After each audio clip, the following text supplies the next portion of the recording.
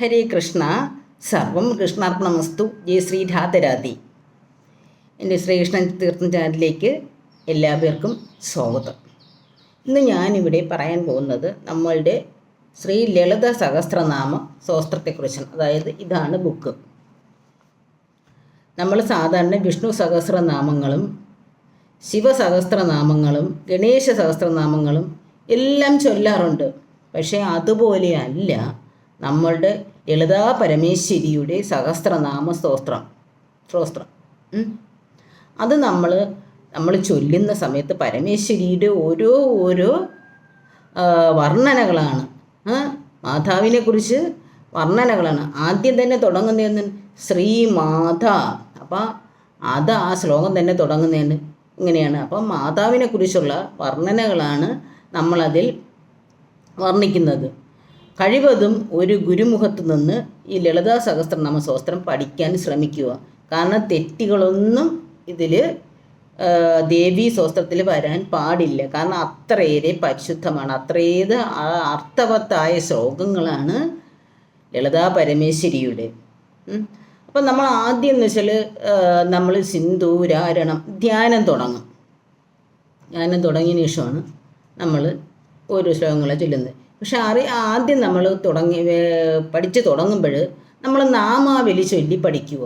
നാമാവലിയിൽ ശ്രീ മാത്രേയം തുടങ്ങുന്ന ആ ഒരു നാമാവലി നമ്മൾ ചൊല്ലി ഓം ശ്രീ മാത്രേയ നമ എന്ന് തുടങ്ങുന്ന ഒരു നാമാവലി നമ്മൾ ഓം ശ്രീ മാത്രേയ നമ.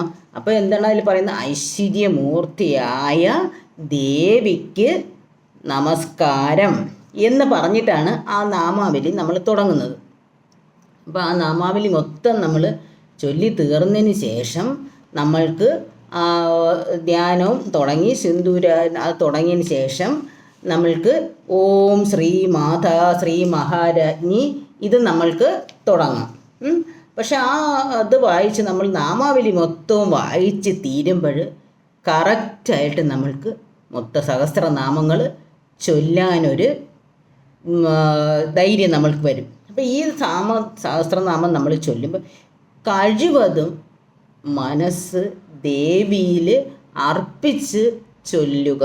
കാരണം 1000 സൂര്യൻ ഉദിച്ച് നിൽക്കുന്ന ആ ഒരു ഭംഗിയോട് കൂടിയാണ് ദേവിയെ ഈ സഹസ്രനാമത്തിൽ വർണ്ണിക്കുന്നത്.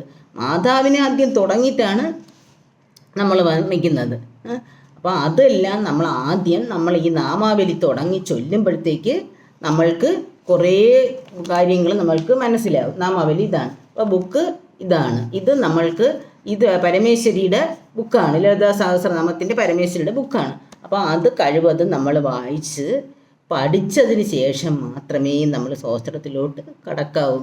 അത് പിന്നെ ഒരു കാര്യം എന്ന് വെച്ചാൽ നമ്മൾ പയ്യെ നമ്മൾ പതുക്കെ ഓരോ വാക്കുകളും ചൊല്ലുമ്പോൾ അതിൻ്റെ അർത്ഥങ്ങൾ നമ്മൾ മനസ്സിലാക്കണം. അങ്ങനെ ചൊല്ലാവൂ. അല്ലാതെ പെട്ടെന്ന് വായിച്ചു പോയി നമ്മളുടെ ഒരു കടമ നമ്മൾ നിർവഹിച്ചു. നമ്മൾ സ്തോത്രം ചൊല്ലി കഴിഞ്ഞു, എല്ലാവരും ഞാൻ ലളിത സഹസ്രനാമം ചൊല്ലി. പക്ഷേ എന്താണതിൽ നമ്മൾ ഒരു അരമണിക്കൂറിനുകൊണ്ട് ചൊല്ലി തീർന്നു. പക്ഷേ അതിൻ്റെ കാര്യങ്ങളെല്ലാം നമ്മൾ പരമേശ്വരിയാണ്, ത്രിപുരസുന്ദരിയാണ്. ത്രിപുരസുന്ദരിയുടെ നാമങ്ങളാണ് അതിൽ മൊത്തം, വർണ്ണനകളാണ് അത്രയും വർണ്ണിച്ചിരിക്കുന്നത്. അതിൽ ഒരു തെറ്റ് പോലും വന്നു കഴിഞ്ഞാൽ വർണ്ണനകൾക്ക് തെറ്റുണ്ടാവും. അപ്പോൾ നമ്മൾ കൂട്ടി യോജിപ്പിക്കുന്ന പദങ്ങൾക്ക് തെറ്റുണ്ടാവും. അപ്പോൾ ഒരിക്കലും നമ്മൾ ലളിതാ സഹസ്രനാമം വായിച്ച് പഠിക്കുമ്പോൾ തെറ്റുകൾ കൂടാതെ സാവധാനത്തിൽ മാത്രം നമ്മൾ ചൊല്ലുക. ഇല്ലെങ്കിൽ നമ്മൾ ആ സഹസ്രനാമം ചൊല്ലരുത്. കഴിവതും നമ്മൾ ഒരു ഗുരുമുഖത്ത് പോയി നിന്ന് പഠിക്കുക. സ്വന്തമായിട്ട് വായിച്ച് പഠിക്കുമ്പോൾ നമുക്ക് കുറേ തെറ്റുകളൊക്കെ സംഭവിക്കാം.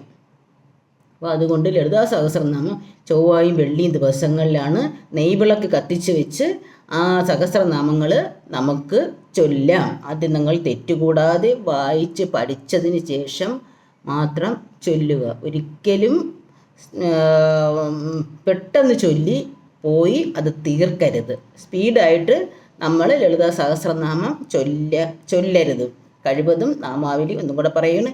നാമാവലി നമ്മൾ ചൊല്ലി പഠിച്ചതിന് ശേഷം നമ്മൾ സഹസ്രനാമ സ്തോത്രത്തിലോട്ട് കടക്കുക. ആദ്യം ഗുരുമുഖത്ത് തുടങ്ങുന്നതാണ് ഏറ്റവും നല്ലത്. സർവം കൃഷ്ണാർപ്പണമസ്തു. ജയ് ശ്രീ രാധേ രാധേ. എല്ലാവർക്കും എൻ്റെ വീഡിയോ ഇഷ്ടപ്പെട്ടെങ്കിൽ ലൈക്ക് ചെയ്യുക. ഹരേ കൃഷ്ണ.